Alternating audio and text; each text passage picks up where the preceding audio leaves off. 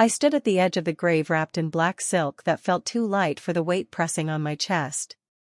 The sky was a dull gray, as if even the sun knew better than to intrude on my father's final goodbye. Rows of polished shoes and lowered eyes surrounded me, but I had never felt more alone.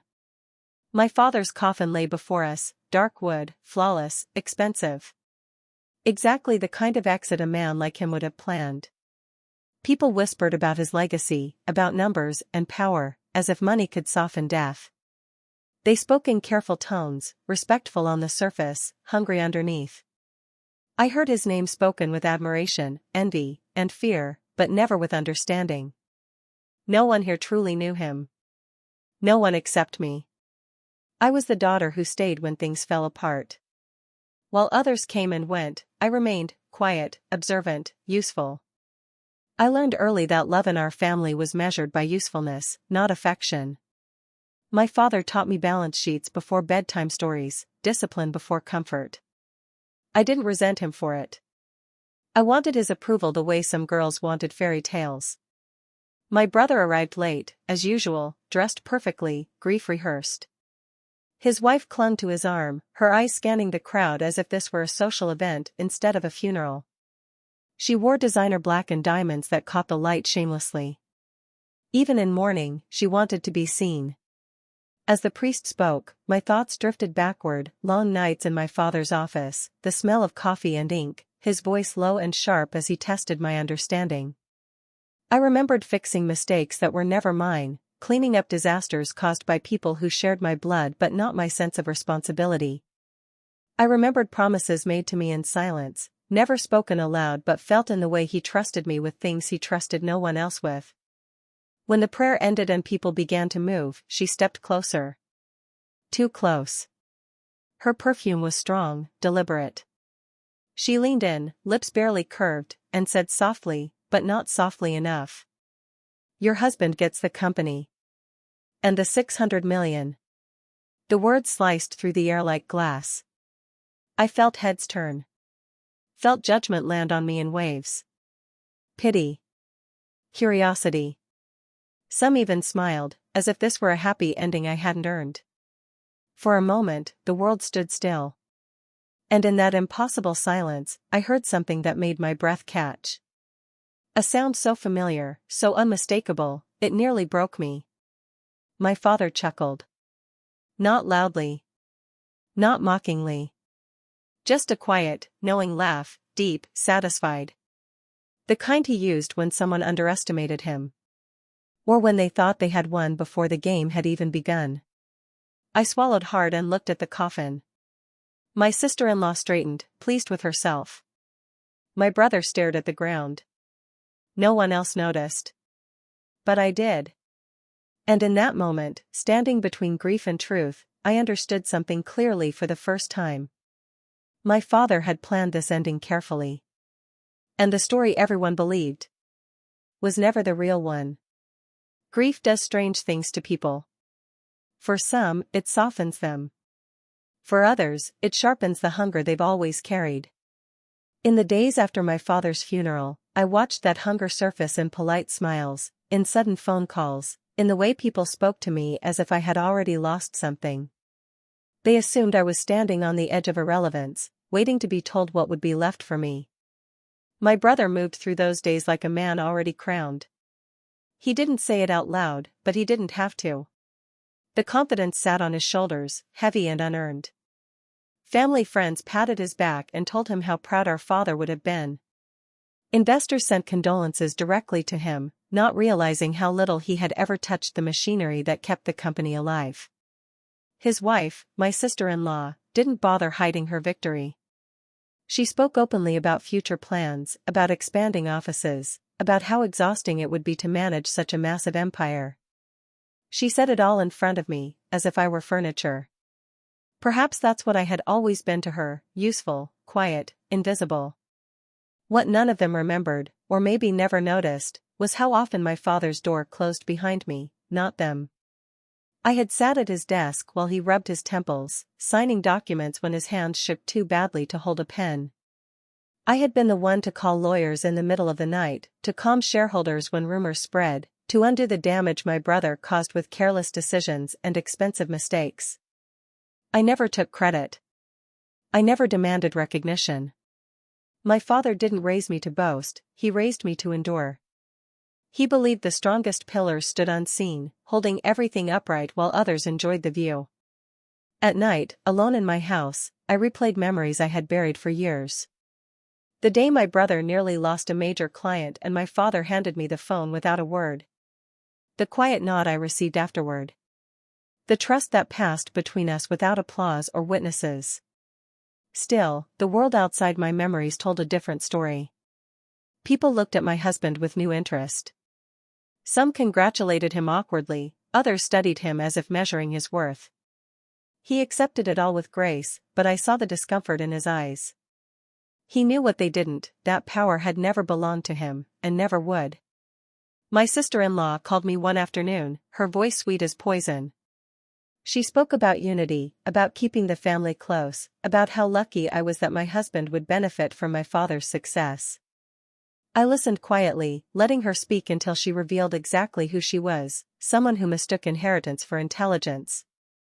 When the call ended, I sat in silence and smiled for the first time since the funeral. Because assumptions are dangerous things. They blind people. They make them careless.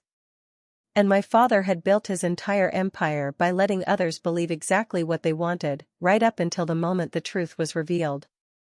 They thought the story was already written. They thought the ending was obvious. But my father never rewarded noise. He rewarded loyalty. And I was the only one who had ever truly listened. The lawyer's office was colder than it needed to be, the kind of place where emotions were meant to stay outside the door. Polished wood, leather chairs, walls lined with framed victories from other people's lives. We sat there like actors waiting for our cue, each of us pretending not to care while caring far too much. My brother sat straight, hands folded, already practicing the posture of authority. My sister-in-law leaned back with an ease that came from certainty. She had chosen a light-colored dress, something confident, something that said the future belongs to me. Every few seconds, her gaze flicked toward me, sharp and satisfied.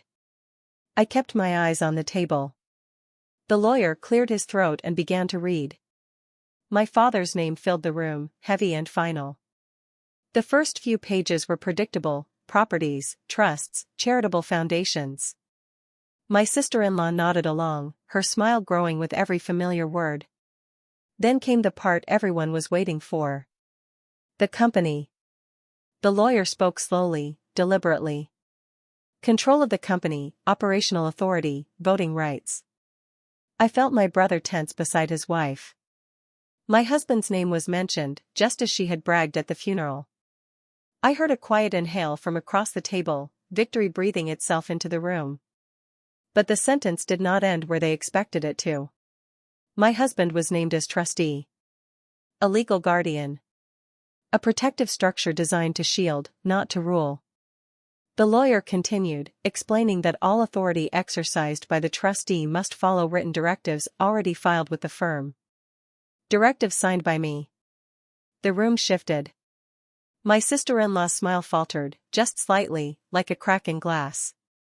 My brother frowned, confused, trying to catch up to a story moving faster than his assumptions. Then came the number they all loved so much. $600 million. The funds were real, intact, immense. But they were locked behind conditions, performance milestones, ethical compliance, non-interference clauses. Every single one of them pointed back to a single name. Mine. I felt my pulse steady instead of race. This was not surprise. This was recognition.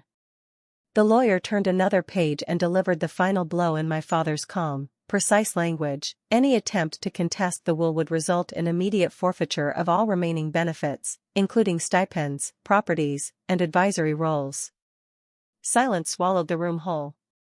My sister-in-law reached for my brother's hand, but he didn't take it. He stared at the table, realization settling in layers. Years of entitlement collapsed under the weight of one truth: my father had seen everything. I finally looked up. Their faces told the story better than words ever could. Shock. Humiliation. A dawning awareness that the power they believed was theirs had never even brushed their fingertips. The lawyer asked if there were questions. No one spoke. As we stood to leave, my sister-in-law's voice broke the silence. This has to be a mistake. I met her eyes calmly. My father never made those. Outside, the sky was clear for the first time in days. I took a deep breath and felt grief loosen its grip, not disappear, but soften. My father hadn't left me everything because I was his daughter. He left it to me because I was his equal. And in that room, where they finally read the will properly, the coffin's quiet chuckle echoed once more. Not in sound, but in truth. Power doesn't announce itself when it arrives. It settles in gently, like a familiar coat you've worn for years and finally realized fits you perfectly. In the weeks after the will was read, I stepped into my role without ceremony. No press releases. No celebrations. Just work, steady, deliberate, undeniable. The company didn't resist me. It recognized me. Executives who once spoke over me now waited for my approval. Decisions that used to circle endlessly finally landed. I didn't need to prove myself, the numbers did that for me. Contracts stabilized. Investors relaxed. The chaos my brother had left behind unraveled quietly, thread by thread, until nothing remained but order. My brother was offered a place, not at the top, not in control, but with dignity. A role suited to what he had always been, present, but not responsible. He accepted it in silence. Pride had cost him too much already. My sister-in-law fought harder. She called lawyers, hinted at loopholes, tested boundaries she didn't understand. Each attempt triggered another clause my father had written with surgical precision. Accounts froze. Access vanished. Invitations stopped coming. The woman who once announced my defeat at a funeral discovered how fragile entitlement becomes without money to hold it up. I never raised my voice. I never humiliated her publicly. I simply followed the rules my father had left behind. That was the sweetest part. Revenge, I learned, doesn't need anger to survive. It needs patience. It needs structure. It needs the kind of silence that lets consequences speak for themselves. One evening, after the building had emptied, I walked through my father's old office. The desk was exactly where he'd left it. The leather chair still creaked in the same place. I ran my fingers along the edge of the table, remembering the nights I sat across from him, listening more than speaking. "You knew," I said softly, though no one was there. "You always knew." In my mind, I heard his voice, not tender, not cruel, just honest. People show you who they are when they think they've already won. I didn't save the company to prove a point. I saved it because it deserved to be run by someone who respected what it took to build it. I honored his legacy not by clinging to the past, but by protecting the future. Months later, I visited his grave alone. No black silk this time. No audience. Just me and the truth we had shared in silence for years. I didn't do this out of spite, I told him. I did it the right way. The wind moved gently through the trees, and I smiled, not because I had won, but because I had finally stopped being invisible. As I walked away, I understood something that had taken me a lifetime to learn. Sweet revenge isn't loud. It doesn't shout or boast. It walks softly, carries the truth, and lets the world realize, far too late, that you were never weak at all.